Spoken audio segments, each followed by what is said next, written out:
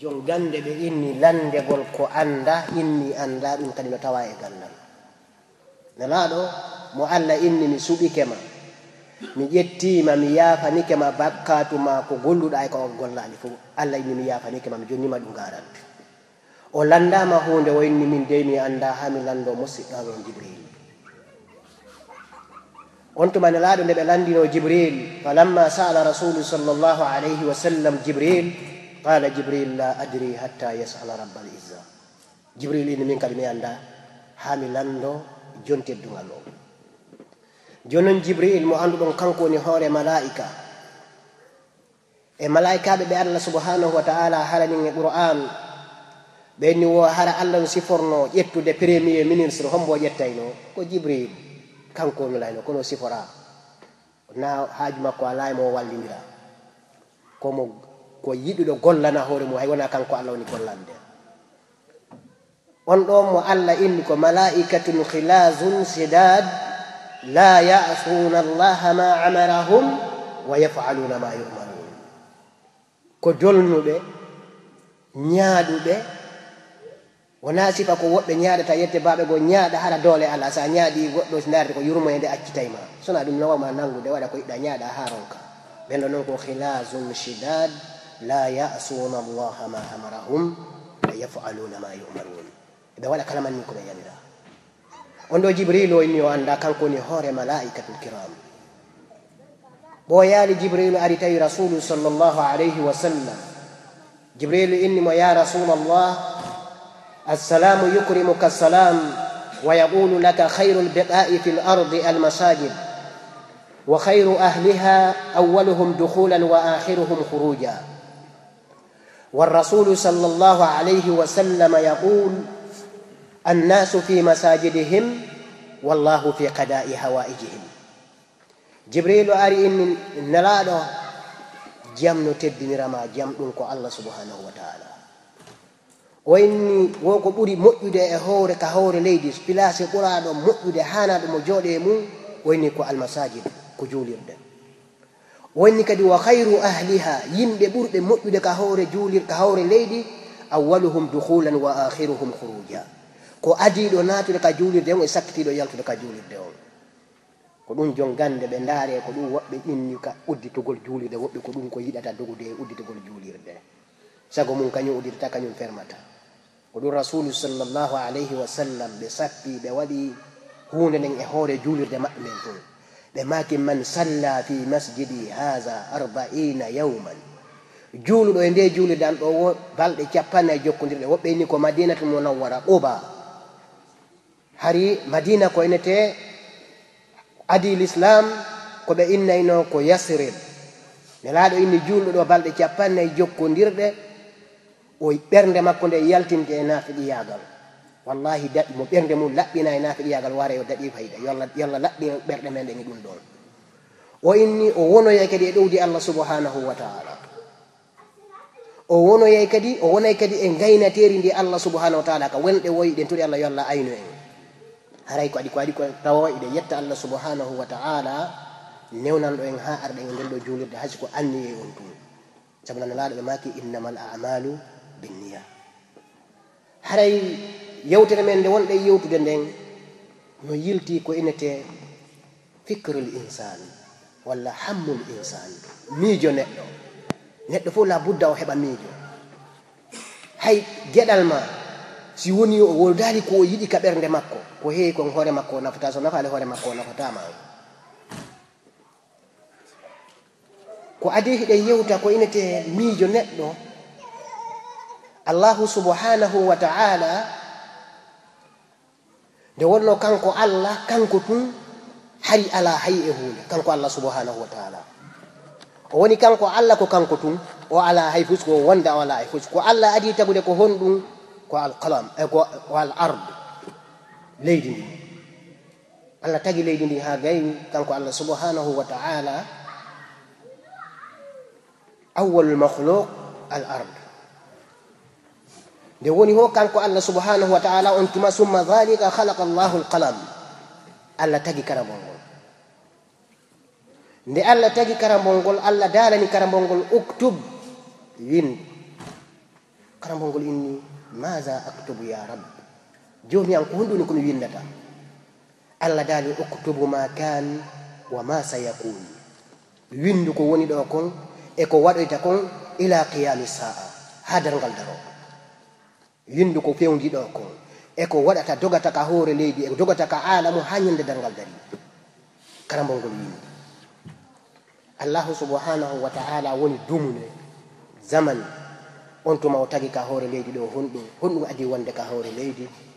mana nde o taguno leydi o tagi kammu o tagi ndiyam o tagi candi o tagi kulla shay wa zayyanaha linnazirin o cuɗani leydi ndi wonande ɓendaroɓe o waɗi koode ka asamani on tuma honɗum waɗi tagude kanko Allah subhanahu wa ta'ala Allahu tagi koynete jinna ko jinna adi hoɗude e hoore ndi leydi Allahu tagi jinnaji ɗin o waɗiɗi ka hoore leydi so ndaari Allah no haalde haala jinna e yimɓe ko addoto jantade ko jinnaji ɗin so ndaari e suratul rahman kallahu inni wal janna khalaqnahu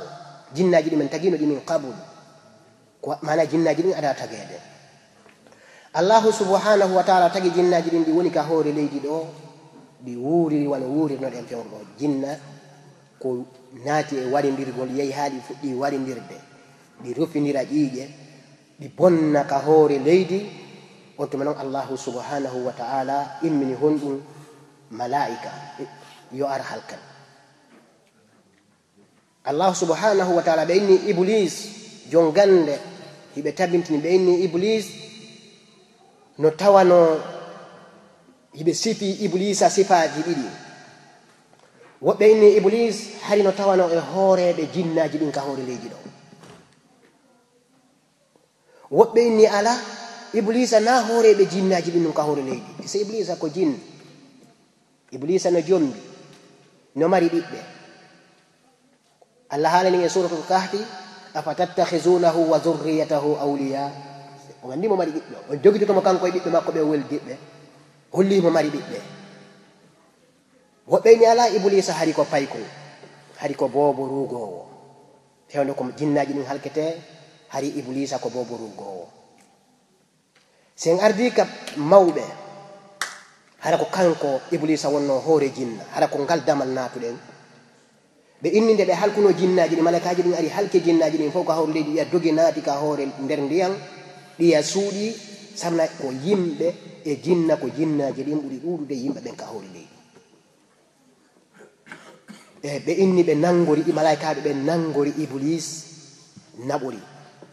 woɓɓe addi ɗon ɓe inni malaika on nangi iblis o andi leydi si waɗi gere waɗi e hoore leydi ko honɗum sonna e payɓe ɓiɓɓe waɗirte rawɓe ware mawɓe ware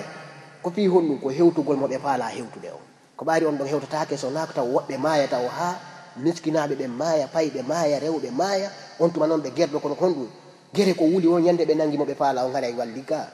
ɓe wallini gere o woɓɓe jon gande inni ko ɗon ɓe ƴetti on ɗon dalil e deftere qissatul anbiya on ɗo hadise kamɓe ko ni ɓe addiri se yari ka qissatul qur'an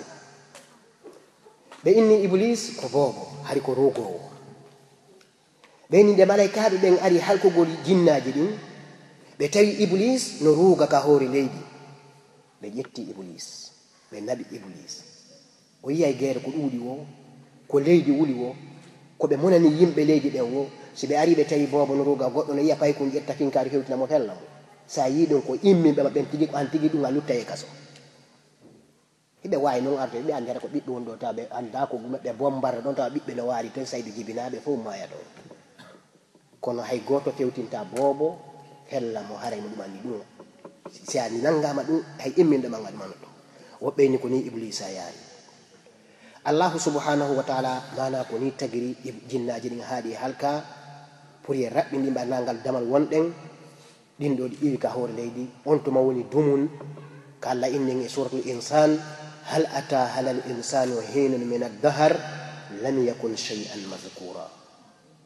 on est ce que arima neɗɗo e dumune wonno hari jantano ka ala sakko inne wowlete waɗay goɗɗum on tuma Allah inni honɗo yaaygo e suratul baqar wa iz qala rabbuka lil malaika inni ja'ilun fil ardi khalifa en andi dekete yo ko ley won adire ka hol leydi ko lontal fi ye wonu ka hol on di ko goddo ko hondu lonto ko goddo yi si lontira ko ye lonto rewgol Allah sede malaikaji ibn anduno iblisa golle mabbe haabe huli enen yimbe ben ko watten kon be ni malaika be hundu jaabino Allah ya rab ataj'alu man yufsidu fiha wa yasfiku ad-dima te ko dum jinnaji di walayno Allah walay gadi ka hoore leydi bembe anduda no bonna ka hoore leydi no rupindira kadi jiijo no jinnaji di walayno Allah jaabi be hondum inni a'lamu ma la ta'lamun min do andi kon anda wa allama adama al asma'a kulla mi do andi ni adama inde kala de on anda on tuma jon ganda wobbe inni wa on do wa allama adama al asma'a kulla fi hundu yewtitende halaji do wobbe innay ko da'if wobbe inna ko duma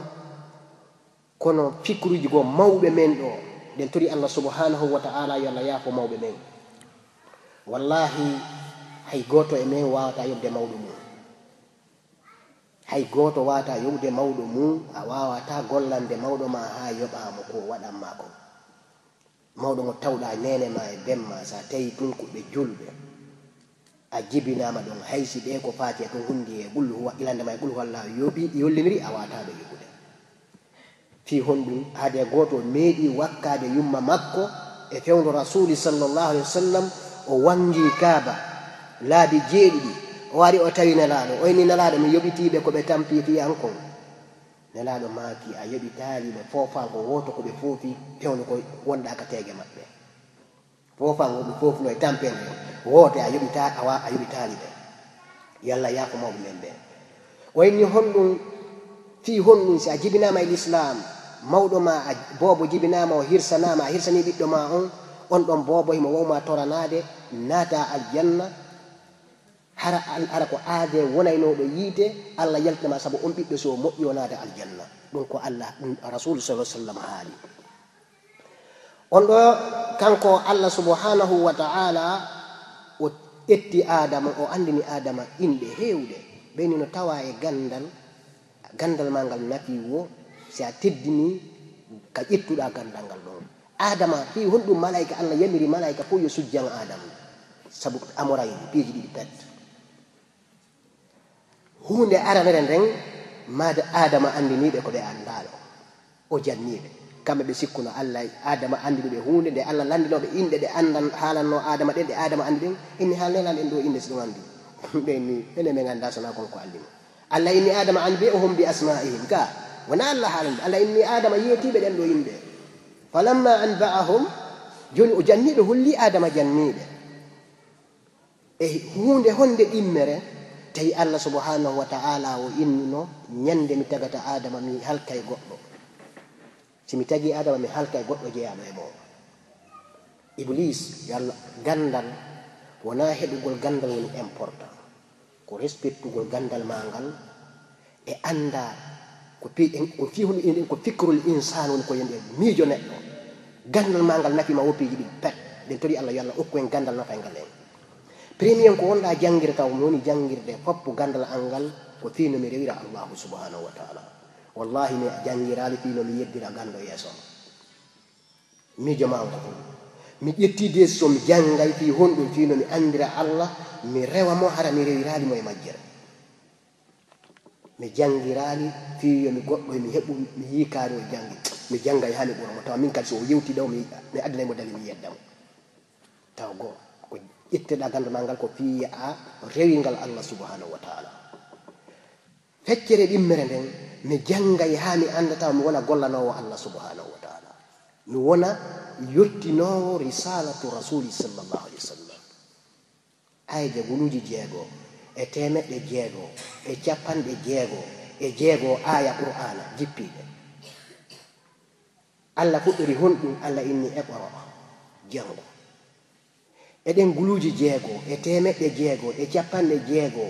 jeego aya Allah sakkitori honɗum tabintini jongande no tabintini woɓɓe addi aya goo e suratul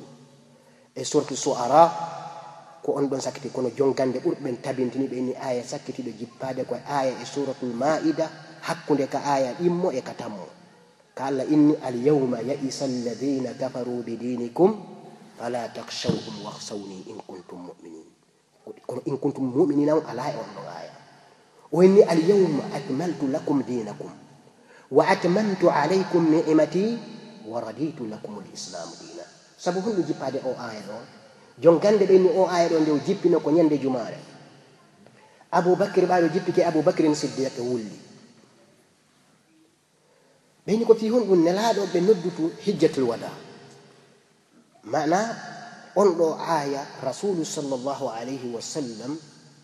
yewtere men nden ko inete miijo neɗɗo adama allah inni halkay goɗɗo e ñande adama taga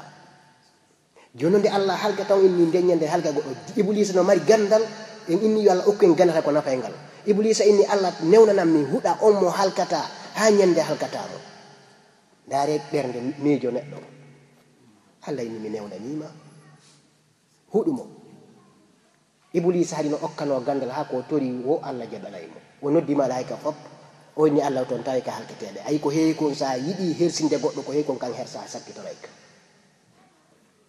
sa yiɗi sonjude goɗɗo ko heewi kon son jangat sakkitorema nelaɗo ɓeyni honɗum allah inni kala man mi ɓittinɗo julɗo ka aduna ɗo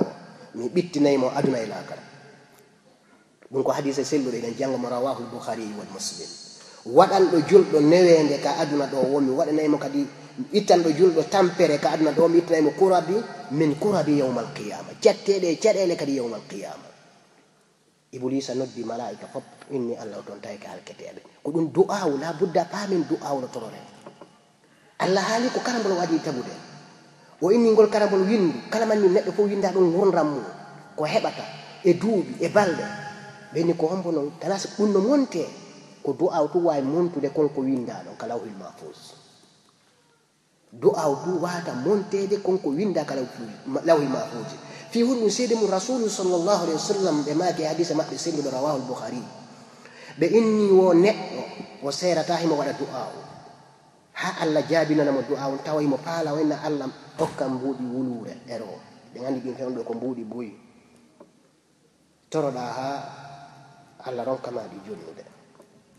taw noon fewdo ko araynoɗa no tawiɗa fokkutuno ɗo yawguno ko tawi leggi yewtutono yana e hoorema maya ɗon kono ɗum ɗon allah windino ko lawhil mahfuji ngal ɗo leggal ngal yana e hoorema sabu do on allah yilta ko faalaɗa kon nde wulure nde hokkaynoma o ronkama nde jonnude o addanama ko a anda kon o ittanama on bone yanaynoɗo e hoorema duwaw ma o jaabaki o jaabike allah jaabini duwaw ma o joni noon allah innoyi adama ɓaɗuni ha allah tagi adam inni malaika ɓe fof sujjane adam malaika fof sujji si wona iblisa jon gande ɓe ni o iblisa ko hayno sujja wona fayda mawnintinare tawi mawnintinare koko allah lantimo ko ɗum mawnintinare nde naati e makko andi goɗɗo no waɗa hunde ha accoya tun ƴettugol inna no andi kisam bonnaɗon golle maɗen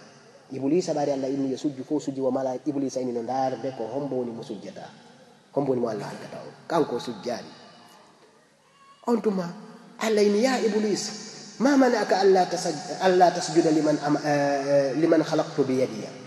koye iblisa kono haɗi sujjanamum tagiri jungo an on kisa iblisa maƴi oni ana hayrun min joni o hersinde o ɗumalni o sali walla ko ɗum oni ko min ɓurimo moƴƴude yo allah dando e mawnintinare ko ɗum allah kisan ƴetti qur'ana ilandema ɗe ayaji ɗe continue ɗo fof aya guluji 6 e temeɗɗe 6 e capanɗe 6 allah fuɗɗorta aya on ana si allah no yewtude fi mum ko inta ko inna walla nahnu aya goto no waɗi ka haali mi anda komo jadana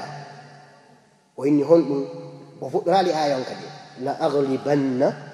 ana wa rusuli mi fool ɓe go la aglibanna o fuɗɗori ko ɗum woni ko aya on fuɗɗi ko la aglibanna mi foolay ana min wa rusuli enalaɓe am ɓen allahu subhanahu wa ta'ala en andi adama ko ni woni ardi ka tagirata ka holni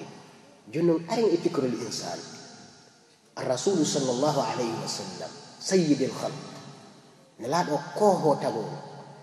mo allah inni an muhammadu mo qur'ana ɗeɗe kontuɗen ayaje guluji 6 e temeɗɗe 6 e capanɗe 6 e 6 jippi e hoore mum mo karama ko mum woni hombo jibril hoore malaika ko woni karama ko mum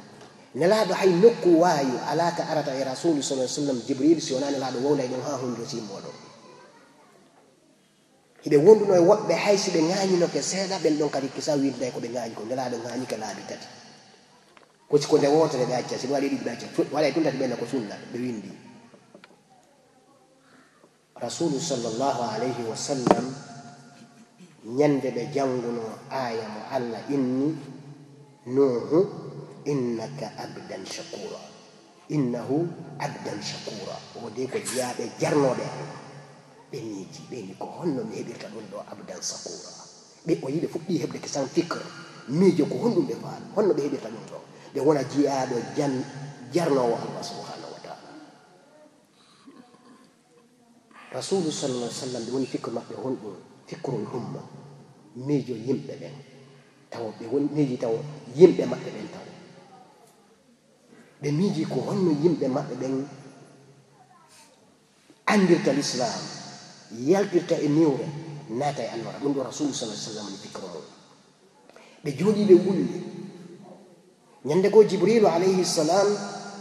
nazala ila rasuli sallllahu alih wa sallam wa huwa fi bayti jibrilu ari ka nelaaɗo jemma o tawi nelaaɗo no wulla ɗo anndi kay makko baasi yehi ha wulli ɗa anndi ɗo woodi ko faalaɗa no waɗi himme ma ko wullinma on tuma jibril inimo maza yubkika ya rasulallah wonɗum wullinayma nelaaɗo nelaaɗo inni qara'tu qawluhu ta'ala fi ibrahim mi jangi ka allah inni ibrahim ka ibrahima inni allah rabbi faman tabi'ani fa innahu minni wa man asani fa innaka ghafurur rahim allah ɓe dey si ɓe yeddilam jokkuɗo lawo on ɗo mbiɗa andi ko minen hawti on ɗo mbiɗa andi allah titamo yedduɗo lawo allah mi torike makko mbiɗa andi ko a yafotoɗo andi ɗon o innali allah hulɓe ko toon hike ɓe yafuye kono kono wawi ko inta ara tawa goɗɗum no jogii yette baɓe goo no domirta ara tawa iya tum ɗum noon laɓa si mi heeɓi sifa ɗum ɗo haren no faala a dow maali kono si ɗimmu no wuri toon te jonnete honɗum on ɗo o haali allah mo tañƴini allah yaafo on tuma o jangi woni mi jangi e qissa Musa ka annabi Musa inni in tu'azzibahum fa innahum ibaduk wa in taghfir lahum fa innaka antal ghafurur rahim e suratul maida o inni kayfa halu ummati kayfa halu ummati kayfa halu ummati min non ko honno mofte ande ko honno mofte ande allah inni nalaaɗo on ɗum ɓooyaali jibril yiltii ka allah subhanahu wa taala ɓooyaali jibril jippii ka rasulu sallallah alih wa sallam o inni wala sawfa yu'tika rabbuka fatarda an kan no gasa allah okkama haa weltoɗa rasulu sallallah alih wa sallam ɓe immi da'wati l'islam ɓe wondi e yimɓe maɓɓe ɓe allah jarrabi ɓe l'islam men ko inte ko dinatul ibtila ko diina jarrabiye ko ɗum allah haalani e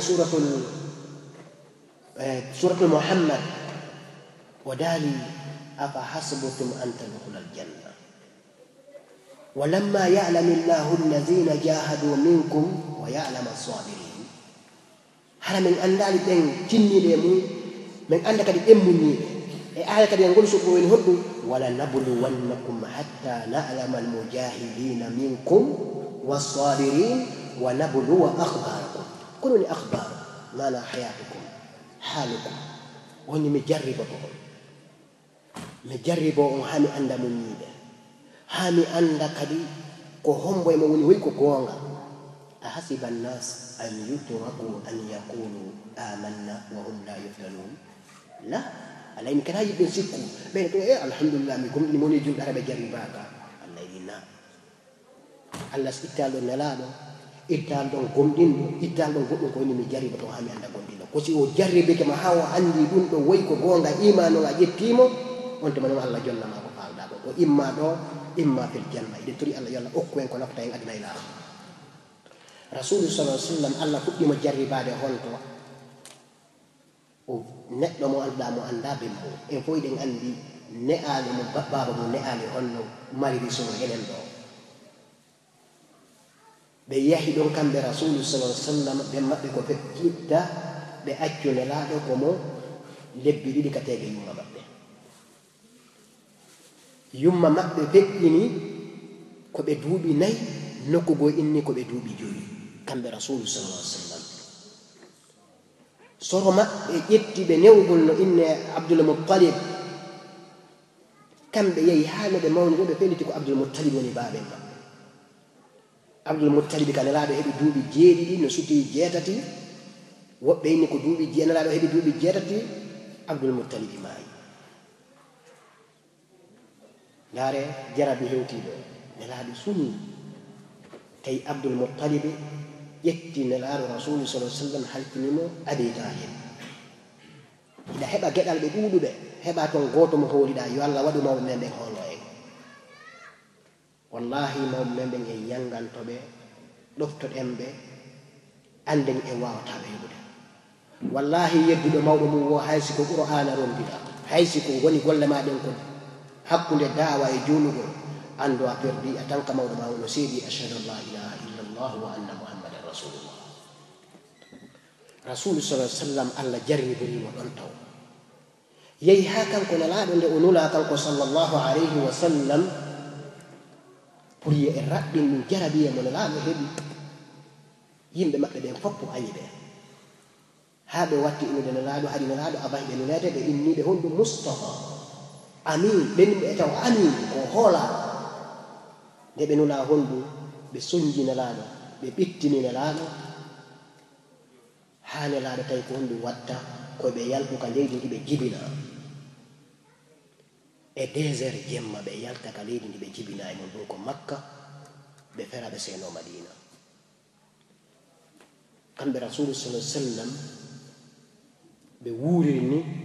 ɓe waɗi honɗum fikra maɓɓe da'wa maɓɓe ko honɗum ɓe dogi ɓaari avant hiɓe raɗede honɗum yimɓe Qurayshi waɗi ɓe nodditi ɓe moɓodiri ɓe inni ndaaren solution no o accirta ko waɗata da'wa ko ɓe inni honɗum ɓe inni joni ko ni watte raɗoɗen mo yaltinen mo kaleeɗi goɗɗo inni o ko welɗo ɗengal so yalti tun o heɓa e groupe wara o yana e hoore men ɓe inni ko goonga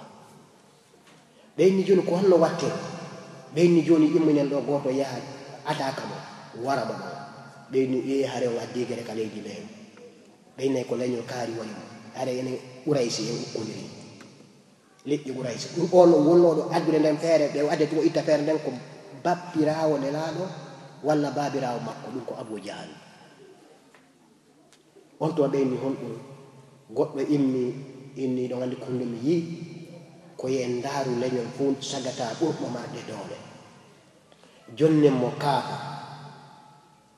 ɓe immo jemma ɓe ara ka suudu makko ɓe habbomo ha o yalta ɓe wara mo ɗon ko leƴƴi ɗin fof waɗimo ala innugol ko ɓenɗo waɗimo walla ko Qurayshi waɗimo walla ko ɓenɗo. Abu Jahali bappa makko tigi immini haza ra'ayi huwa ra'ayi ɗum ɗo feere ko ɗum woni feere. on tuma honɗum ɓe inni Abu Jahali inni ɗo gandi Muhammadu suuɗen si avant tawi ɓe yewtude yewtere nden ɓe inni yehen ndaaruɗen ka suuɗo ɗen hare e wowlaali konnguɗi ɗin haren townani moƴƴa ha Allah Muhammadu anda o yaa o haalano ya Muhammadu ko nde yewtude ko Allah jaabiɓe wa asirru qawlakum aw ijharu bi innahu alimun bi dhati sudur feññine suuɗon kanko Allah mo andi koni ka ɓerde kon ɓe yehi ɓe jooɗi ɓe ni joni aw yihen suuɗo en ndaaren ka wolden hara o andali ko honɗum wowluɗen awa Allah inni am abramu amran fa inna mubrimun am yahsabuna annana la nasma'u sirrahum wa najwahum bala wa rusuluna ladayhim yaktubun ɓe fewjay feere kana ɓe sikkude ko kamɓe fewjata feere nde ɓe fewji minen kadi meɗen fewjude kana yiɓe sikkude nulaaɓe amen ɓen jooɗaki ɗon no windude kala manni ko ɓe wowli. rasulu sallallahu alaihi wasallam ɓe gerdi e nelaaɗo haa ɓe fewji nde feere maɓɓe walakin Allah inni honɗum wa yamkuruna wa yamkuru Allah wallahu khayrul makirin heɓe fewjude Allah kadi no fewjude kono noon ko Allah woni moƴƴuɗo fewjayde. ɓe ari nelaaɗo pour ye raɓɓindi ɓe yalti ka suudu maɓɓe jemma mo yalti ka suudu mum enen fof fof iɗen andi ko yaltuɗen wallahi gurdal ala ko foti ko wonnaka mata eɗa ɓittini iɗa newede no woodi eɗa heɓde gurdam maɗa eɗa heɓde kulla seyni mum ala ko foti e hewde ɗum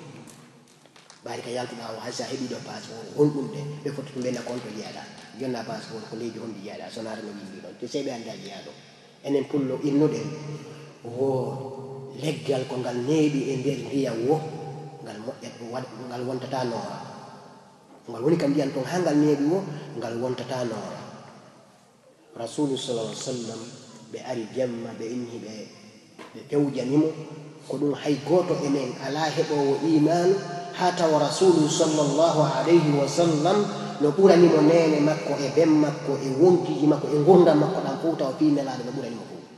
Nelaɗo ne ɗum hewti ɓe inni honɗum ko hombo e mo yiɗi maya mi wuura l'islamu tabita. ɓe heɓi jeeɗi ɗo dari ɓe inni min ɗo yiɗi maayude wuura an nelaɗo l'islamu tabita. Nelaɗo suɓi e ɓen Ali bun Aba Talib ɓe inni on tuma hari o hewtal taw hulu mana o heɓal taw duuɗi 10 woɓɓe inni ari ko duuɗi 14 jogi woɓɓe inni ari ko duuɗi 15 Allahu alam e hadis ene no Ali bun Aba Talib nelaɗo inni ko an woni wonde ɗo mayami wuura l'islamu tabita. ɓe ara ɓe tawi ɓe udditi ɓe townali suddare nde ɓe fonditi ɓe soppima si ɓe towni ɓe yiima no ɓe waratama. Nelaɗo woni ha no habbi yamirore Allah subhanahu wa ta'ala fof fi hon ɗum ɗo fof nelaɗo dogi ɓe suɓini nelaɗo ɓaari ɓe tawi ɗum ɗo tiiɗi ɓe ni joni honɗum o ko mbuuɗi woni ala ko miskino ala nene ala baba joni ndaren jawle men ɗen fof ƴetten jonne mum. ɓe inni si woni o inni o faalaka ɗum innemo siko rewɓe faala ƴette rewɓe men rewɓe yo ndaaru ka leñol mer debbo mo faala woyo ƴettu aye ɓe wureji men ɗi ara toon sabo taali allaji men ɗi. ɓe inni o si woni wona ɗum o faala ko laamo faala lammine mo waɗe mo lanɗo ka hoore ndi wandi yimɓe si huuɗi goɗɗo ko heewi ko ɓe tawi ɓe faalaka ɓena jonnema hunde kaari heɓen no koye jiɗanen mo ko ɗum yo Allah waɗu hara fikru on ko fikru mo Allah yiɗi on. ɓenni ɓenni wona ɗum ɓenni joni kon watte si woni wona ɗum ko lontal o faala wonde ko kanko lonti e seno woni ko ɓuri laaɓo jonnemo mafatiha al kaaba ataynahu mafatiha al kaaba caabije suudu kaaba ɗen tawa udditowo ka suudu kaaba o naata o wari on tuma suudu kaaba ndu naaday ko ndu wangetendu ɗaɓulal islam aduna Allah fof arayno waɗa ziyade suudu kaaba. ɓe ƴetti ɗum ɗo fof ɓe ari ɓe tawi Aba Talib Abdul Muttalib ben Sayyidina Ali Abdul Muttalib komo bemmum ko ɗum mawɗo ma si inni no yiɗi hunde inni halkinima hunde renude a tankayɗa wuuri. Abdul Muttalib ayeje ɗiɗi no e Qur'an ko Abdul Muttalib woni ko Abu Talib woni ko sappi e majje ko woni hakkunde ayeje ɗen ko ha mawɗo e aywalin ayn wona aynun wa yanhawna anhu wa yanhawna an suratul an'am wa yanhawna an mana hiɓe defandimo himmo wallimo ɗum ko Abu Talib wallahi o daranino nelaɗo fi honɗum ñande honde on aya jippi koko ɓe ari ɓe haalani Abu Talib ari haalani nelaɗo inni ɓe de ko yimɓe anni ko yimɓe ma joni jaɓu ɗum ɗo ƴettu ɗin ɗo acca ko saborta allaji maɓɓe ɗin kon wona e maɓɓe hara sunina Allah min kadi ko ɗum woni hoore maɓɓe ɓe fof. Nelaɗo ndaari ɓe wallahi rasulu sallallahu alaihi wasallam ɓe wulli sabu honɗum sabu miijo maɓɓe ko ɓe andi ɓe faala kon ko ɓe andi ɓe yiɗi kon. ɓeni honɗum ɓenira Abu Talib ɓenni ya ammi wallahi law wada'u ash-shamsa fi yadi wal qamara ala yasari ala an atruka hadha al-amr ma fa'altuhu hatta yuzhirahu Allahu aw ahlika duna. o inni baba wallahi si ɓe ƴetti naange ngel ɓe waɗi ka hoore jungo ñaamo ɗo haran si naange ngel fuɗaani ko mi addata yo ngel fuɗɗo en fof ɗe nganndi nafoore naange ngel ɗo nganndi ɗe balɗe ɗo fof waɗi sobasiji ɗo huɓɓe buubole ko wona kono wallahi toon ɗo mo ɓe kadi ko hatta ɓorto yalta ka yaasi o ko fi tuugo tawirɗo ti se patron on kanko ko addi o yonayi ko ɗum woni wallahi kanko Allah subhanahu wa taala o inni ono ha antum haula tud'auna litunfiqu fi sabilillah fa minkum man yabghal wa man yabghal fa innama yabghal an nafsi wallahu ghani wa antum al-fuqara. wallahi Allah woni jogiiɗo enen woni waasuɓe kanko ko jogii ko fof o yonayi. Fir'auna nde o innuno yimɓe makko ɓen alaysa li mulku misr wa hadhihi al-anharu tajri min tahti afala tubsirun est ce que wona min laami e misr ndiyam ɗan no rewa ɗo e hoore am kono Allah haltori mo ɗan ndiyam Allah ƴetti ɗan Allah inni a yiyano nde ɗan ndiyam ɗan wonno no rewa e hoore makko a yiyani no ɓe wattiri ɗan e dow makko. nde Numrudu bun Kan'an jaabino Ibrahim al-Khalil ana uhyi wa umit min kadi mɓe wurnon ɓe wara o addi pay ko yimɓe o waɗi koma o hirsi koma honɗum Allah halkiri mo wallahi ba'uda cooƴi alla imminali zarde kombaje o imminali soldat o imminali hayya kuscoɗi ɓawoɗa ngi ari ngi naati ka nowru makko kono luuɓora wo o wawi joɗade kono luuɓora ka hoore wo o deɓɓini ko ɗon tawa allah lekkino ngi woni ko woni sabu makko rasulu sallllahu alayhi wa sallam o inni baba wallahi law wada'u shamsa fi jamii si ɓe ƴetti nange ngen ɓe waɗi ka ñamano ɗon wal qamara ala yasari ɓe ƴetti lewru ndun ɓe waɗi ka nano anɗo ma fa'altuhu hatta yuzhirahu llahu aw ahlika duna mi watta ɗum ha allah waɗa ko sati walla ha mi maaya abu talib en ndaari nelaɗo wulli inni ya ammi yabno akhi koye ɓiɗɗo nena goto an wallahi lam yahsilu ilayka bi jam'ihim hatta uwassina fi turabi kafina wallahi ɓe lam yasilu ilayka bi jam'ihim ɓe hewtatama kamɓe kuneli maɓɓe ha mi wonta mbullari ka nder leydi ha mi maaya hay goto mematama hun waajo ka yiɗɗa won ka yiɗɗa goɗɗo mematama ɗo walakin lam yadkhulu l'islam kono natani l'islam o innani asmala o inni o andi san allah jippini o aya qur'ana ɗe ɗiɗi ɗe inɗen ɗo wa yanhawna anhu wa yan'auna anhu himo defandimo wallahi on ɗo daranito ɗo tawi ɓe suusu sabu abu talibe hayno ɓe hewtane nelaɗo wonni kono noon wa yan'auna anhu kono no woɗɗiti ko ti sen neɗɗo nene goto ma so woni nene goto baba goto an ko a junɗo yanawo julde ɗo andi ɗo woɗɗudiri ɗo andi ka serto kono en wiyano woni ka serto ɗo wawi sirtude ka ɗumannata ko ɗa si mayde oya maayi tuma yon serti allah in honni wa in yuhlikuna illa anfusahum wa ma yashurun ɓe halkali sowona hoore maɓɓe kono ɓe anda on ɗo rasulu sallah sallam fikkur makko fi hondu fi l'islam to o immi o yalɗi kanko sallllahu alayhi wa sallam ka suudu makko jemma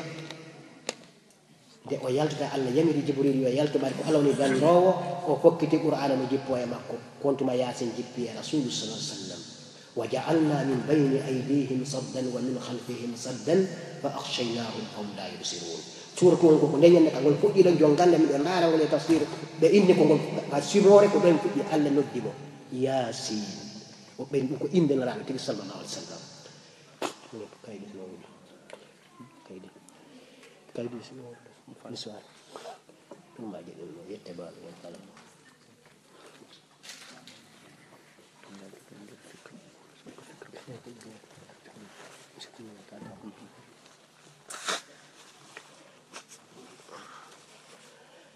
الرسول صلى الله عليه وسلم ko ɓe yaltata qur'ana jippi allah inni ko ayyo muhammad mana yasin ko nelaɗo o inni innaka la min al mursalin an ko a nelaɗo ta hulu pour yen raɓɓin aya on haka allah yetti wa ja'alna min bayni aydihim saddan wa min khalfihim saddan fa akhshaynahum fahum la yubsirun nelaɗo ko jangata o aya hewti ka damal darinoɓe no jogii kafaje no habbi natogol nelaɗo ɓe fof ɓe ɗani ka ɓe woni ɗon nelaɗo ƴetti mbulla waɗi ka koye maɓɓe fof sallllahu alayhi wa sallam ɓe yalti fi honɗum fikrul himmul islam haal islamu tabita ene wawi daraɗo o ɓari na yewtere sallllahu alayhi wa sallam wonde nelaɗo ko fi fikru ko andi himma nelaɗo on ka ɓe yehi kamɓe nelaɗo fi yewtereji maɓɓe honɗuɓe sakkiti o ayama haalade sakkitiɗo jippade e qur'an ɓe yehi ha allah okkiɓe koɓe paala ko wallahi sa ƴetti miijo hawri miijo ma ngol ngo allah subhanahu wa taala yiɗi nelaɗo yewno ha wallahi ɓe yaltiri makka e 2 heures jemma ɓe natiri makka e 9 heures ɗi wallahi ko ɓe natata makka guluji sahaba ɓe dogi taw ɓe yalti ɓe naati madina ɓe naatiri madina ñalorma temeɗɗe yaltino jaɓɓo nelaɗo kolluɓeni tala albadru alayna min shamiyatin wa da'i وجب شكر علينا ما دعا لله داعي أيها المبعوث فينا جئت بالأمر المطاع جئت شرفنا المدينة مرحبا مرحبا يا خير داعي والله في ولنا نلعب قطن فارغ هذا ونحن في قطن فارغ في الإسلام تبدو بسانسا إنه ديسيسيون مبه إن أرى جوني أن ديسيسيون نحن سانسا ديسيسيون سيدا على عندا سانسا إنه ديسيسيون ما شكو مؤمن والله أنيسو داسيكا nelaɗo fi honɗuɓe sansali décision ɓenni ko lewru seeɗi andi kamɓe gando ko lewru ɓeni tala albadru alayna lewru ƴeltike amen ɓeni wajaba sukuru alayna waɗɗike men yettude allah mada alillahi da'i nodduɗo o noddaɗo ha addimo kamen woni ɗo ɓenni honɗu nelaɗo ayyuhal mabusu fina ɓeyni ko ayo nelaɗo amen jiita bil amril mutai addi yamiran ko adda women ɗoftike o wowlani hay fof so ɓeyni guulu ko falɗa women menen ɗofti men nanda e raɗiɓe maɓɓe jiita sharrafna al madina a ari woncutugol madina hentingol madina ɓeyni marhaban marhaban bisimilla bisimilla ya khayra da'i honɗum nelaɗo adi haalde konngudinayi ɓedd ayuha nnas afsu salam wa tut'imu ta'am wa silatu arham wa sallu bil layli wan nasu niyamun tadkhulul jannata bisalam fikrul janna miijo maɓɓe ko meejo aljanna ka kamɓe ko honɗum ɓe ari ko ɓe paala ko ɗum ɓe paalana kala manimo ɓe paalana neɗɗo a woni julɗo o a woni julɗo siko aljanna paalɗa yiɗana kala manni bakiɗo la yuminu ahadukum hatta ahabbu li akhihi ma yuhibbu li nafsihi rasulu sallallahu alaihi wasallam ɓe waɗiri ni dawa allah okkiɓe ɓe naati makka ɓe yilti makka e 9 heures pile sakkitode aya jippiɗo ɓani woni ha ɓe andi hewtiɓe ɗi nelal maɓɓe ngal gasi ɓe dari ɓe nodditi fappu hijjatil wada ɓe waɗi yewtere fappu wulli alamo wullali ha ɓeyni nelaɗo ɗum nandi e waynitagol yamirimen komin jogito nelaɗo maki usikum bi taqwallahi azza wa jalla والسمع والطاعة وإن تعمر عليكم عبد حبسي فمن يئس منكم فسيرى اختلافا كثيرا وني يمري أن أفتاري الله تدل موضوع وني حيث يوهي ها مجد إثيوبيين جو وعريب بوانو بالله بينكم مجد حتى مال عرب بينكم تجانو بالله جو سيئي هذا لا ويكأو وهي نور الهيوة ونكون مجد يوم بيجي سو جوك كده مجد فعليكم بسنتي وسنة الخلفاء الراشدين كي دفتر على الله والقرآن ويؤدوا بالنواجز ننجري دون يكر رسول صلى الله عليه وسلم بتجي بناري يا صلاة بيني هل بلغت إذن يتي بيني نعم بلغت يا رسول الله وقوم يتي بناري نعم ماكي هل بلغت ميتني بيني نعم بلغت يا رسول الله بناري نانو بيني هل بلغت إذن يتني بين نام بلغت يا رسول الله بتجتي بناري أسماني هم بماكي اللهم فاشهد إني بلغت رسالتك الله سيدنا يتني لو تقول لكم اسكي ميجو ما ورسي سادي والله ورسي ها عند الإسلام بفيوجو بودي هرا ونانكو الله جبانو فكر لا ده الإسلام تسيرو كنا والله ويمكرون ويمكر الله والله خير الماكرين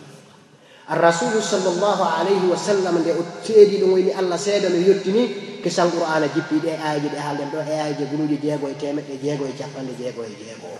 Allah sakkitul holdum Allah inni al yawma ya'isa alladhina kafaru bi dinikum fala takhshawhum wakhshawni hande hetrabe kadi ke dina mon kam woton hulbe hulela min fu han kadi be wawana dina mon kam hay fus Allah inni holdum al yawma akmaltu lakum dinakum hande mi timminani on dina mon kam وأتممت عليكم نعمتي متمنني النعمة الإسلام كن ورديت لكم الإسلام دينا مهدي نو الإسلام تاون دينا منك رسول صلى الله عليه وسلم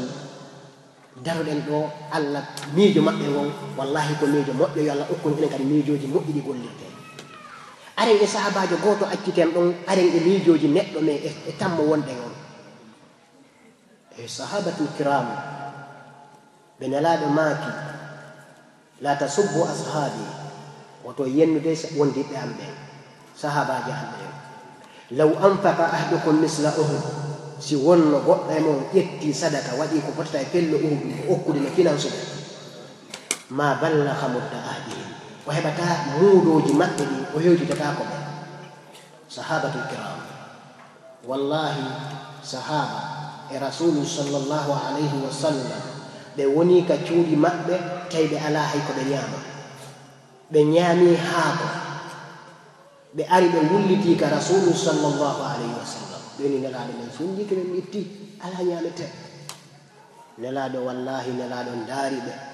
inni kana on sikku heɓirayni tun aljanna woni kana on annda woɓɓe yawtino e mon e zamanu yawtuɓe ɓaawo mo aya goto no waɗi e suratul baqara on koye sahaba yahi kono on kadi ko arti e hoore men ko ɗum qur'ana siɗa janngude mo no ardi wa sikkay ko ndeñande o jippigo a yiyaymo tun ñaawo e makko yiyaawo أفحسبتم أن تدخلوا الجنة ولما يأتكم مثل الذين خلوا من قبلكم مستهم البأساء والضراء وزلزلوا حتى يقول الرسول والذين آمنوا معه متى نصر الله ونسيكو ناتي الجنة والله إن لو فوق الجنة سبحانه يلا أكوين الجنة وين ونسيكو ناتي الجنة حبالي ونسيبكو هبنو يوت نوبك هبنو تشكتين إبدين في هندون دي صحابة ولتي أنا لا إني والله وقب أرينو زمن يوت نوبك كان بينولا بمقب بدرنا يمب مقب ولا جلب بين درني أدى سيرا إنا أتشي دينا ماكا sontigi inni o jokka ina laado makko be adda seera mon be wada ka hoore makko be seeka mo pecce didi ngoya fecce yana dango yaara da kono wallahi be yalta dina makko be ni homboy mon hebi dum tam be ni kana on sikko hebi ni aljanna wallahi hankadi sahaba wulitaake o rasul sallallahu alaihi wasallam enen kadi kana sikko na aljanna sahaba hebi no be woni be yalti ka cuudi mabbe sabu heede abi bakr as-siddiq radiyallahu anhu on tu wonde yewtude fi sahaba سنا في صحابة ولا يوتيوب كل في فكر كل يوتيوب فكر أبو بكر الصديق رضي الله عنه دين أنا فكر جميل ميجو جميل دي سي فكر مين سيأيوتي فكر ميجي داون داري أني غوتو وندو كفالا كناتو دي إيروب أني كدي كفالا كناتو دي إيروب كان كو يتي باسبور إننا نجتاي كاردانتي نارا استياري كو نكو غوتو فالا دو ياري إننا ناتي إيروب كان كو يتي باسبور يتي كاردانتي ودي إنفورماسيون فوي من دار دي كونكو بانك angina mimi yaaya yetta passeport yetta carte wallahi ala hibi hoore ma alla yida tay buri sahabatul kiram wallahi musikki alla yiday goddo bura sahaba a sikki ko dum don ko dum alla min haza zannukum dum don sikke monde sahabatul kiram abi bakr as-siddiq radiyallahu anhu fikru makko nyande gol laado jodi ndari be fuugol be o landi ko dum adde ka Abu Bakr oni Abu Bakr ko non mejo ma oni ko falda oni wallahi ya rasulullah sallallahu alaihi wasallam uhibbu salasa min ko peji tati be yimde la inni ma huwa ya Abi Bakr oni uhibbu julusu bayna yadayk medidi jodade yeso wallahi sabu mi wata yeso wallahi sidaydi jodade yeso la kala man ni ka qala rasulullah sallallahu alaihi wasallam wolte dal taala jodade takko sabna hare no andi ko kanko ni wolde wota ndaari jodi do yeso ma ko ni wolde ko andu ko kongol hombo woni wolde sallallahu alaihi wasallam jule ngena lado allahumma salli wa sallim wa barik ala sayyidina muhammad wa sallim wallahi abi bakr min lado ana uhibbu julusu bayna yadayhi wan nazaru ilayhi mudedi jolade takuma mido yidi daru gol ma sabu angiti andi yo tayma wa fa ko mali ilayhi midi kan sabu an jawdi andi ko ko fima mi wala wallahi da yidi allah hida yidi aljanna jawdi mani wonki maki awada nali aljanna yelto ndara hawre alla aljanna woni ko hondo sodi aljanna laare suratul hajj lalla ko tawba alla inni hondu inna allaha ashtara min almu'minin hondu hono fudori anfusahu alla soditi gondimbe ben hondo soditi e mabbe taw wonki di mabbe di taw bittende hebe taw bittende sila fala janna sonjoto taw أنفسهم وأموالهم أنتم كان جودين دي سيما أكيماني هون بأن لهم الجنة إسكي سعد دالي أصواتي ألا إن سلعة الله خالية ألا إن سلعة الله هو الجنة ألا نماري ما سنسي كل سيري والله يلا أكوين الجنة ويني ما نماري ويني نجي قوم ألا كان يقصولي تتعلم هون الجنة الجنة ما كل نسيري wallahi allah wadani en neema on don neema o landaki en joddi wonali en jogumo wonali haji ko fofa ngonto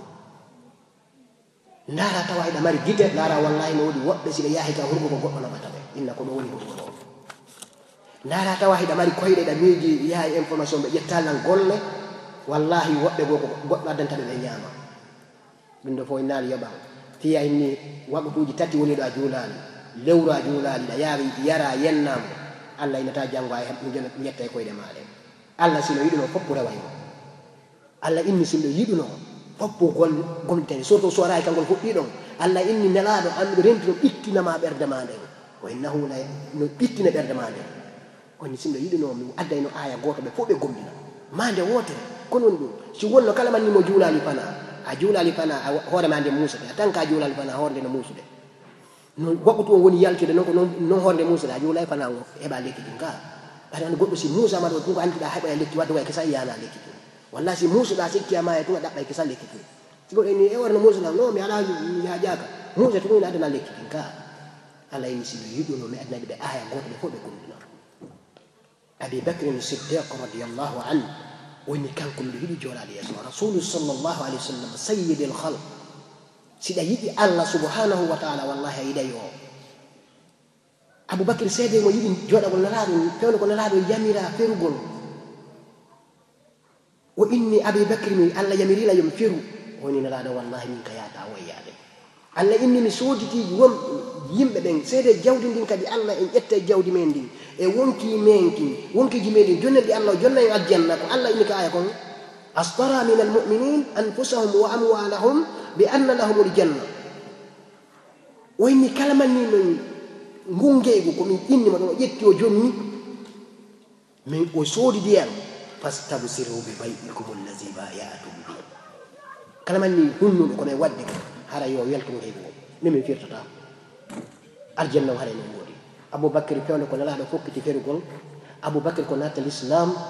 mo jogii 40 000 e koyete dirham on tuma ay hande jogiiɗo ɗi ko sa milliardaire no tawno e joginoɓe jawle e fewdo qabla l islam Abi Bakrin Siddiq Ousmane bun Affan Abdourahmane bun Awf e on ɗo Aba Soufiane ɓe no tawno e horeɓe commerçant ɓe e nder Makka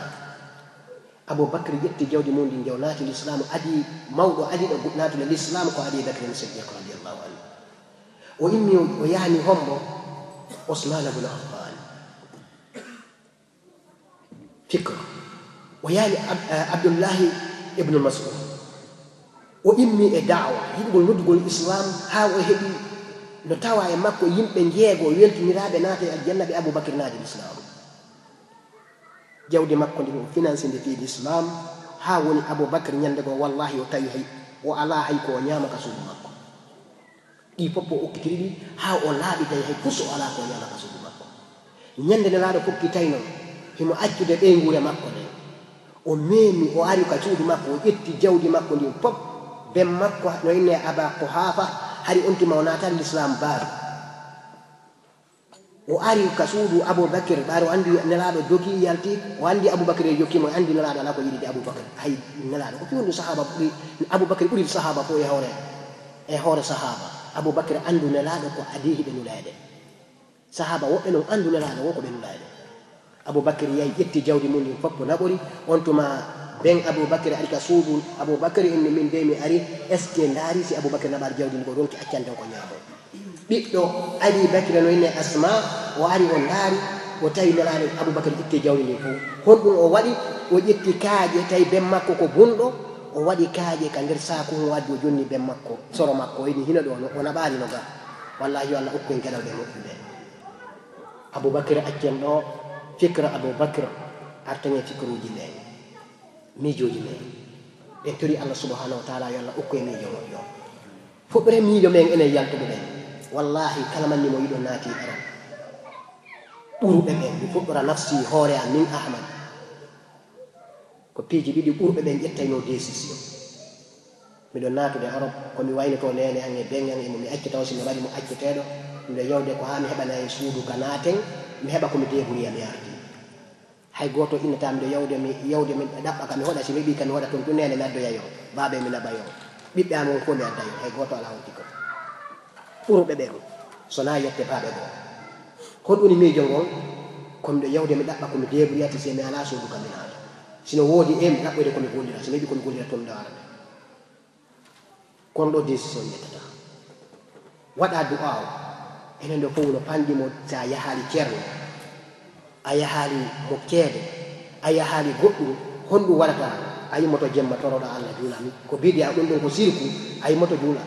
toroɗa Allah Allah walla hunde kaani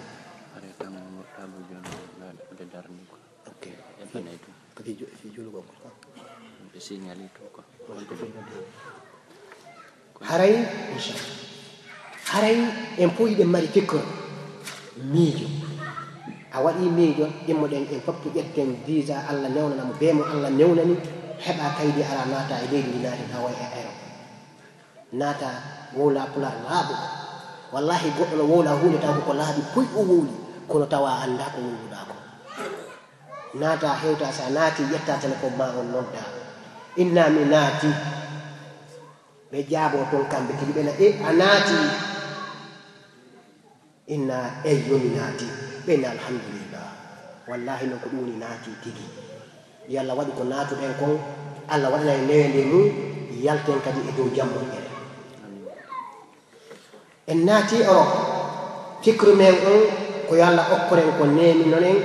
ko wuuriren waawen kadi wuurde ko men ko adi kon taw hiɗe yewta fikru men ɗe tori Allah subhanahu wa taala yo Allah ɓuttin ka leydi men ɓuttina kala leydi jonɗo immoɗa naata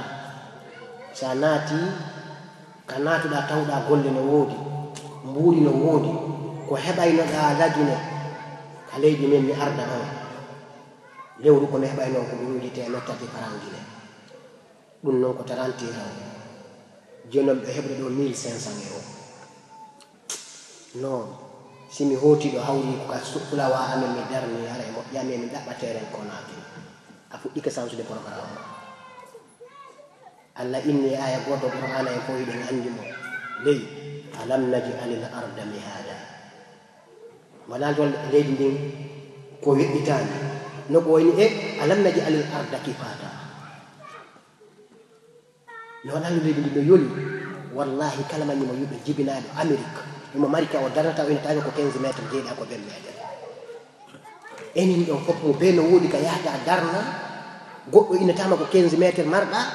ko 20 métres marɗa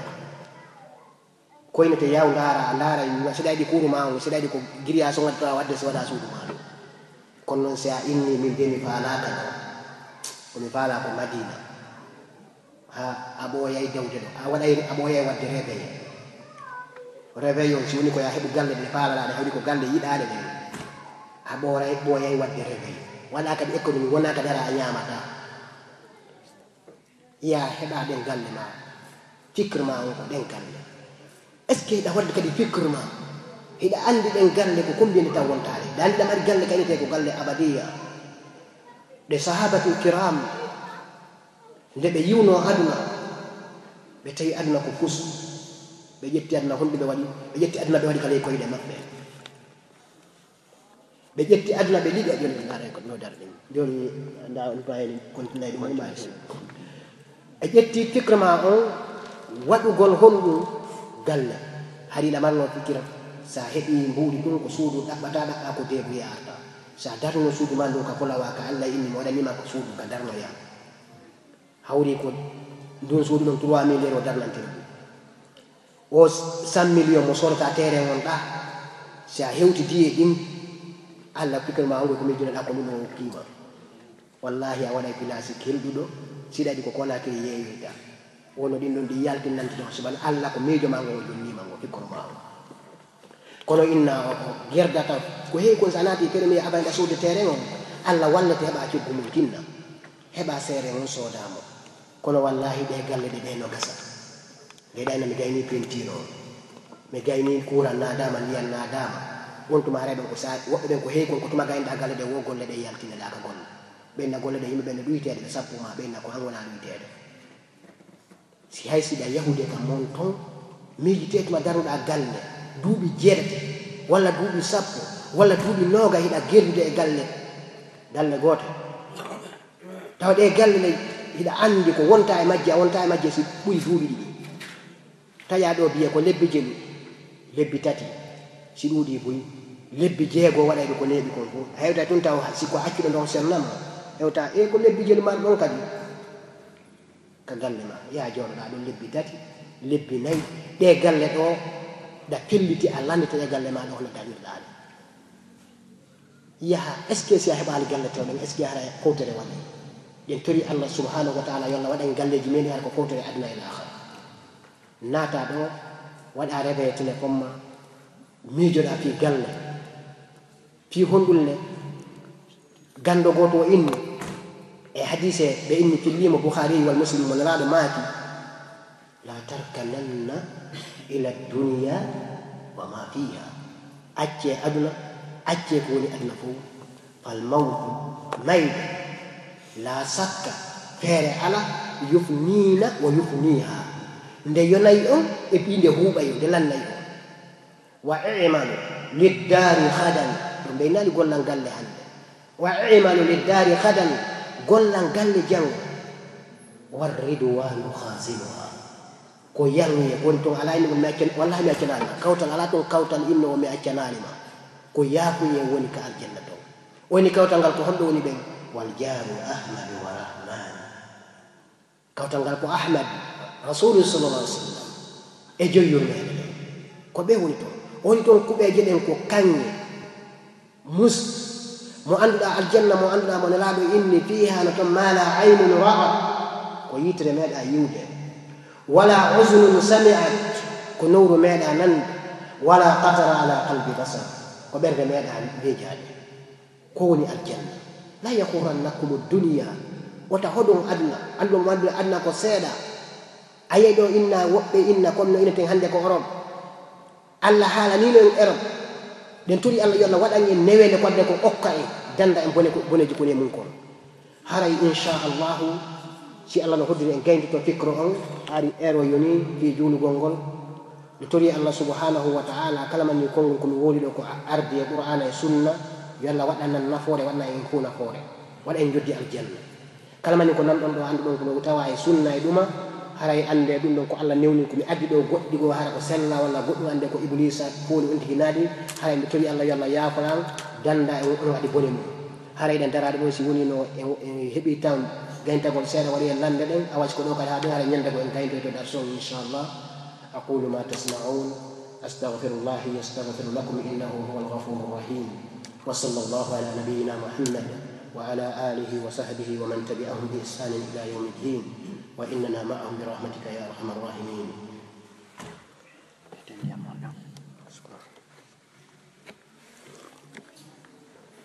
Alhamdulillahi rabbil alamin. En yetti Allah newnan ɗo en tawede o bayana ɗo newnan ɗo en tawi kadi ɓe waɗanɓe nde yewtere ɗo haray koye jiyaɓe men ko yewtaɓe kadi haala ka wawete nanude wona haala goɓe yewtatta ko goɗɗo go nantinanta en weltano kadi kanko sagata kadi janganɗo en qur'ana o haren tori allahu yo Allah ɓeydan mo gandal ngal ɓeydina mum ɓe ɗaɓɓude gandal ngal ɓen fuu enen kadi waɗa en nani jaɓi allazina yastami'una alqawla wa yattabi'una ahsana min man yattabi'una ahsan ma sami'u ɓe heɗito yewtere nden ɓe ƴetta ko ɓuri moƴƴude kon yewtere ko ɓe yewta kon ma yewtere ko ɓe heɗiti kon ko nande azikriyatu ko ɓe waaja fi mum kon ɓay ko Allah daali wa zakkir fa inna zikra tanfa'ul mu'minin hare ko ya waajo ko yon andintin waɗe talimadu haray noon ɓe yewti ɗo façon ji buy haray ko ɓeynata kon fikre ka français ko objectif ma ɗum hiɓe inna ɗum kadi mentalité on haray ko honnu on tigi wawata miijade ko honuni anni e makko on kanko neɗɗo on ado wadde hunde nde o faala wadde nden ko honnu o duwa miijade e si tawi woni o miijike kadi o heɓi miijo ko faala kon ko honnu o duwa wadde kadi fayin ɓaawo heɓi miijo ko torino Allah ko ma ko faalano wadde kon ma ko tori Allah yo Allah newnanmo kon hara ɓe yewti on fikir noon noon ɓe inna ɗum haray natali ka nawo toon ɗuɗɗinen wi mana ko fakkara yo fakkir fakkara yo fakkir fakkir wi mana ko ya miijito imo miijitade innamo kan kadi wi mana ko yo miijito ko ɗum woni fakkir an kadi miijito haray ɗum ko fof yewta komo kala e men fuɗɗori hoore an ha hewti julɓe ɓen fou ko fakkara yo fakkir fakkir an kadi miijito ko no wawata ƴettude ka nawo ala wasunu haray mo arata mum on kadi ɗum haray ɗen anndi fo mo ka bangal saf haray ɓe yewti en kadi fi nelaɗo en ƴetta tun ka kala mum seeɗani waɗe résumé raɓɓinɗinne ɓe yewti en fi nelaɗo haray nelaɗo on ko ma andemo ko kanko hombo woni nelaɗo taw andugol no nelaɗo on wawata sellude bi mana si wona ɓawon tigi janga ma o iwtira ɓawo janguɓe ɓen ɓen ɗon andinamo ko hombo woni nelaɗo wata sellude sen dari noon wano affaire histoire en ƴetti fi ka ballon depuis 1930 fi ko mondial fuɗɗi no gasare do be nandi kombe woni meyo joueur ha hewti hande be andi fo be mandi tiduno kon sa landi ke no gasa buye men do ma buye be tawaka do ko njelo woni khulafa urasidun be anda kombo woni nelado be anda kombo ni be makko kombo ni nene makko buyare no gasa kadi anda dum don fo den do andu den non parce que sa andali goddo a wawa tayude bawo makko hay sa yutiri bawo makko nafata ko ma anda mo kanko kombo ni o nelad muhammad sayyidul kawnayn wasaqalain wal fariqain min urbin wa min ajam nabiyuna al-amir wa nahi fala ahaduna barra minhu la qawlun wala na kanko nela don ko kanko buri mofte den fop allah on subike mo e do mofte den fu hay sahab annababe fejjuno ben kadi be fop mabbe timo buri be hakkunde makko kanko nela don annababe fejjuno ben no wasa jetti do cintu gotu e nder baharu est ce que dun dillina e goddo ne bahar don hakkunde makko kanko nela do annababe fejjuno ben fu mabbe ko non woni différence hakkunde c'est bangal bi mana ko buri be kon na finon inen zaman hikkitido do tabi'in donc ngandinen don hare place men gon ka woni don hakkunde men ene makko kanko nela don arabe yewti kadi fi gandal are gandal ko farilla nela do maki wo qala rasulullah sallallahu alaihi wasallam talabul ilmi faridatun ala kulli muslimin wa muslima dabugol gandal ko farilla e hore kala juldo gorko e kala juldo debbo fi hon ko dun don kanko nela don ti ko allah wadino mo dalande ko iqra ko yo jangu so jangano wawtano famde madama kono ko wonno kanko woni ma ana bi qari mimi wonali mi do janga kono ko Allah dala nomo ko iqra woni hono mi jangata dinen kadi sen anda ko jangaten ko en lando ko en jango dina kan objectif hara ko honnun taw woni onti dabbande gandal makko ngal en d'abord ko ittugol hoore makko e majjere kanko neddon o anniyo ko dum don mone jangande ittugol fami makko e majjere ittugol mofte den fo e majjere so jangi kadi o janna har ko non objectif makko on dabbugol makko gandal makko ngal ko dum woni dabbirde gandal har wana fi ben ko Ceerno Kaari mako Sefu Kaari mako Imam Kaari har wana dum sabu mante day hunde har no a wata kadi gollude gollangal kati dawo ko kati dawo wobbe goyno ton are be wona felobe en nan do ko dum do kono hare an yo wunu tun ka anni ma gonda wadirre ko gollangal ko fi Allah ne laado are dum no joni on tigi are kadi woli fi ruttugol bi mana si goddo wadi bone fi hon dum anka hare ko non duwada an neddo on si goddo wadi ma si goddo woli goddo par exemple tawde ma no jeyapiji burdi moddude joma gande ngo wi wan Abu Darda mo wi hadith makko go man radda nirde akhihi radda Allahu an wajhina yawm al-qiyam kala ardo tay goddo go hino bonna inde goddo go ma bonna haaju goddo go am moƴƴinda haaju makko bi mana ruttuda bone ko ya woni wadde ko hoore mo siddo maw alla dalu hare an joddi mani ko bi mana ko aljanna on joddi mani nyande dargal are be yoti fi kadi fi aljanna ko non aljanna o wata heborde hebade kadi bi mana heba golle den konnu ko alla dali wondema wama khalaqtul jinna wal insa illa liya'budun ka suratu zariyat are den andi ko hondum addira den do ko honnu woni sabu inen tagede menden wona finugol karino laba karino mari jawdi karino mari bibbe karino mari sonnabe wona dum don alla dali wama khalaqtul jinna wal insa illa liya'budun ko fi rewmo ko dum don siteno woni gollo ko golleten do koy yaadi rewgol mo kanko Allah are alhamdulillah kono si tawi kadi dum non wopi on ti jetti tum belede makko den do wana be yewtiri fikre on non haray ko dum woni moƴƴali haray ko onti kato kala programme makko mo wattaw haron yaade programme Allah are alhamdulillah ni'ma are be yewti fi aljanna on no are birrul walidain be yewti kadi fi diggangol nene baba are no ari ayaje didi o yonko waqada rabbuka la ta'budu illa iyyahu wa bil walidaini ihsana haka yon haadi don o yaara aya kadi ka suratul fatih kalannode maggol o wassayna al insana bi walidaini ihsana hare din don fu ko de holli ko wonde makko en dofto nene baba ko diggangol nene baba sibe ni'ima ka wonda pay ko non asibe falano onti nyolayno ko woni bobo don en ay bobo on site woni do ko resike don ko sanzana ka dum don ko woni do yontere ha hare wonki kino ton ko no sari no gasata ko nyoli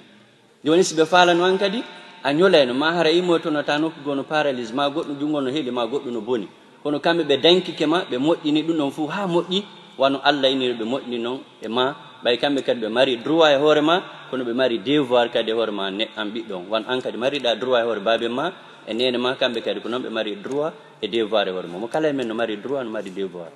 donc haray ɗon ko yontigi moƴƴo e maɓɓe o ɗoftoɓe o waɗa ko ɓe faala kon si himo mari ko okkoraɓe so mara ko okkoraɓe o yannganoɓe so wawata ɗum fuu kono wowlana ɓe haala ko hara ko haala moƴƴa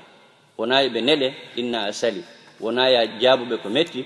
ko ya wulanɓe ko welata ɓe par ce que ko Allah ko bakkidiri toon ko nene baba ɓaawo makko kanko Allah ko nelaɗo ɓaawo ɗon ko nene baba o hikkini ɗon donc haray ɓen ɗon mawɓe ɓen ko wonti ɗoftoɓe ɗiggana ɓe waɗa ko ɓe faala kon haray kadi ɓe yewti assabru ɓe yewti fi muñal haray iɗen fuu ɗen andi no ko aya Qur'an kadi yewtama e hadisaji buy haray Allah kadi ko wondi e mon ko muññiɓe ɓen inna allaha ma sabirin Allah ko wondi ko muññiɓe ɓen muñño hon ɗum kadi e hoore ko Allah hoddiri kon e hoore ma muññoɗa ɗum ɗon ɓay a wawata yewtude ɗum kadi ɓayde fayre ñan siɗa yiɗi a muññike sa yiɗi a muññaki kono ko Allah hoddiri kon kanko ɗum latto kono ko ya muññor kadi hara ko fi Allah e nelaɗo woni ko muññorɗa ko waɗi kon e hoore ma an neɗɗo on hara ɓe yewti qissaji buy ɓaɓe naati ɗo tarih e histoire ji kodi façon ji buy fi seydina ali hadi ɓe no duwandude ko hombo woni ali ko hombo woni oumar bimana khulafa rasidun ɓe ardi noon ɓe nayo woɓɓe noni koɓe jowo donc haare on tin duwande no ma qissa numrude on ɓe haali ɗon haare numrude on ɗon ɓay woni no naati ka bimana gi naati ka hoore makko haare woɓɓe goo no inni o innuno solution dernier solution fiyoɓe fi waɗo résumé on haare ɓenni joni ɓe ɗaɓɓu e bimana docteur ɓe ɓurɓe yawde fii ɓe prépara ɓe waɗi fuu ha moƴƴi joyi ɓeni joni ɓe ɗaɓɓu docteur ɓe ɓurɓe yawde fii ɓe ara ɓen ɗon hara taƴo o hoore nden on e place o hoore nden on fof ko gotum hara o oɗa taƴu o ya place hoore ɓe moƴƴina moƴƴa joyi ɓe prépari on plan maɓɓe ɗon ɓe addi kono mat sano ɓe addi ɗum no ha ɓe gayni oya taƴi hoore nden ɓenninoɓe waɗi tum ɓe waɗi tum ko ɓolingui waɗoyi ɓe mana marsata ko ala wonki wawata wurde donc haray na ɗuɗɗingol haala buyi eɗen weltanoɓe kamɓe karama ko ɓen waɗan ɓen yewtere ɓen hara en torki Allahu taala on yo newnan en o waɗan en nani jaaɓi o newnan en gollitiren kadi ko nanɗen ɗo kon haray